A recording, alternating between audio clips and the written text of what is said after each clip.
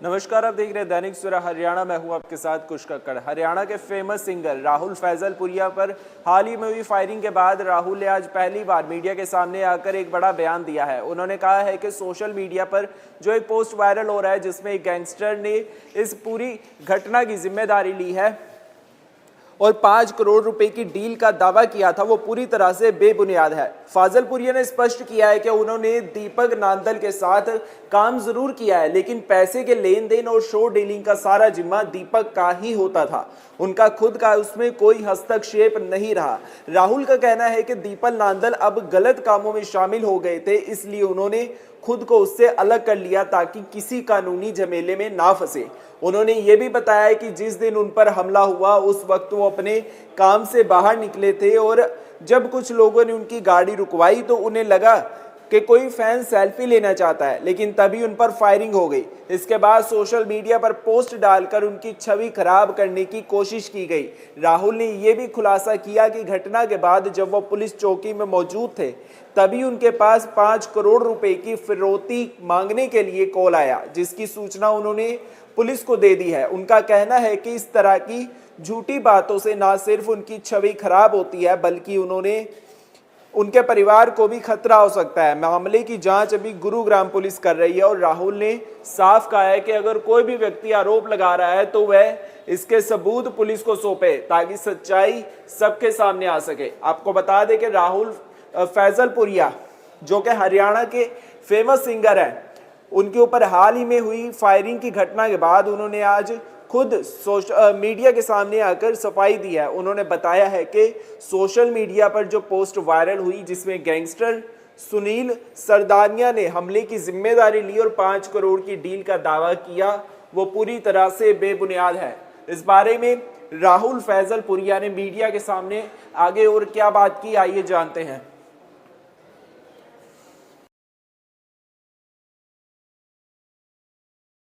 Sir 14 तारीख को मैं फाजिलपुर अपने ऑफिस से निकला था और घर के लिए निकला था और बाय चांस कई बार मैं अकेला होता हूँ, उस दिन भी अकेला ही था और उस दिन मेरे ऊपर गांव के पीछे वाले रोड पे सेक्टर 71 में गोलियां चली। जो एक व्हाइट गाड़ी में आए थे जिन्होंने पहले ओवरटेक किया तो मैंने ध्यान नहीं दिया क्योंकि नॉर्मली आगे ली थी, बट जो पीछे देख रहे थे सारे तो मेरे को थोड़ा सा अंदाज हो गया किसी ने पहचान लिया है तो उस तरीके से देख रहे। आगे जाके उन्होंने गाड़ी अड़ाई और फिर बिल्कुल ओवरटेक करके गाड़ी आगे से रोक के अपना रोड ब्लॉक करके उन्होंने उतरते ही फायर भागते भागते फायर शुरू करे। मैंने गाड़ी पीछे लगा ली। उस दिन का तो ये रहा। हमेशा आपके साथ प्राइवेट सिक्योरिटी भी होती थी और पहले से आपको पुलिस का गनमैन भी मिला हुआ जी। तो गनमैन कब वापस लिया गया? गनमैन सर मेरे 20-25 दिन पहले इस इंसिडेंट से वापस लिए गए थे और उस 20 दिन के बीच में मैंने अपनी पैरवी करी थी। मैं अपना कमिश्नर साहब से मिला था, उनसे भी रिक्वेस्ट करी थी कि इसमें देखे, तो उन्होंने रिव्यू के लिए हमारी भेजी हुई थी।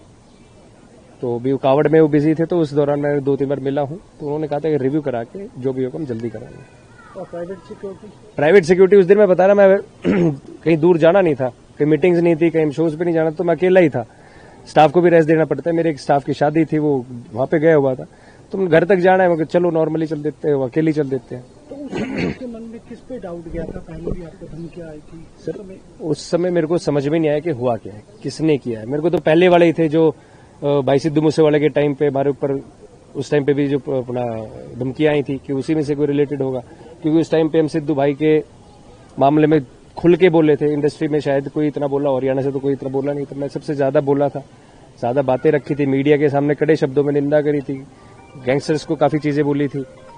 तो उस टाइम पे धमकी आई थी, वही चीज मेरे को लगी थी इस बार भी पर इसमें नए नए एंगल्स आए थे। उस दिन रात को एक कॉल भी आया था तो पुलिस के संज्ञान में पुलिस के सामने आया था जिसमें भी पंजाबी में धमकी दी गई थी। बाय नेम आ रखा है मेरे पास, तो समय आने पे मैं दिखाऊंगा। मैंने पुलिस को मैंने ही मना किया था कि सर इस पे भी आप इन्वेस्टिगेट करें, मीडिया में ना करें, क्योंकि ऐसा होता है कि मीडिया में जाने के बाद और कॉल्स आने लग जाते हैं।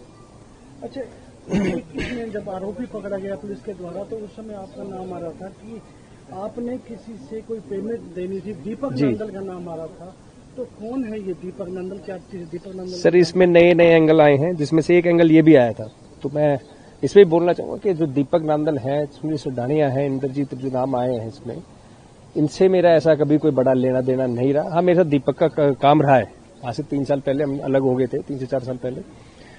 मेरा सारा काम वही देखते थे, जो लेबल से पैसे आते थे वो भी उनके अकाउंट में आते थे वो कह रहे हैं कि मैंने इनको स्टार बनाया है, मैंने इनके ऊपर 5 करोड़ खर्चे हैं और मैंने अपने सब कुछ लगाया है। तो भैया मेरे ऊपर लगाए लेबल्स ने, टी सीरीज ने, जी म्यूजिक ने, वाइट हिल ने, जितने भी मैंने गाने करे हैं उनकी सारी पेमेंट्स हमें लेबल्स ने दी है। आगे जो खर्चे हुए उन्हीं में से खर्चे हुए हैं। आज तक ऐसी कभी हिसाब का किताब की बात नहीं रही। मैंने अपने घर बुला के हिसाब करा हुआ है और फिर भी लगता है कि भाई मेरे ध्यान में ना उनके ध्यान में। पहली बात तो 5 करोड़ छोटी अमाउंट नहीं होती, सबके ध्यान में होती है। उनको लगता है तो मीडिया के माध्यम से हिसाब बना के भेज दे, क्योंकि हम तो छोटी छोटी चीजों का हिसाब रखते थे, 100 से लेके लाख तक का भी। तो उनके पास सारी चीजें लिखी होंगी, वो भेज दें, उसके बाद मैं भेज दूंगा।